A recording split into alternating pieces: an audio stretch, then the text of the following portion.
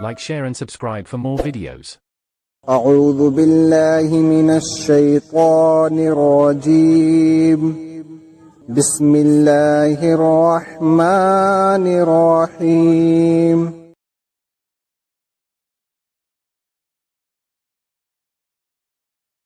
حدثنا عبد الله بن يوسف قال أخبرنا مالك عن هشام بن عروة عن أبيه عن عائشة أم المؤمنين رضي الله عنها أن الحارث بن هشام رضي الله عنه سأل رسول الله صلى الله عليه وسلم فقال: يا رسول الله، كيف يأتيك الوحي؟ فقال رسول الله صلى الله عليه وسلم: أحيانا يأتيني مثل صلصلة الجرس وهو أشده علي، فيفصم عني وقد وعيت عنه ما قال، وأحيانا يتمثل لي الملك رجلا فيكلمني.